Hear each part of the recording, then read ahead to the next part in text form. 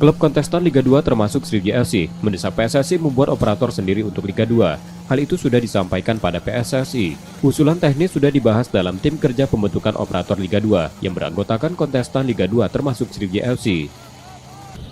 Untuk operator memang untuk pada saat serasian di Surabaya kemarin itu memang sudah kita bahas.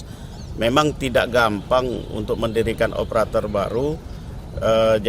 Jadi di Surabaya kemarin sudah kita bentuk tim kerja, ada 6 orang di situ dari perwakilan klub untuk membicarakan secara teknis terbentuknya operator baru khusus untuk Liga 2. Sriwijaya FC melihat peluang kompetisi Liga 2 menggunakan operator sendiri musim 2023 masih dapat dilakukan. Nur Muhammad, Kompas TV, Palembang, Sumatera Selatan.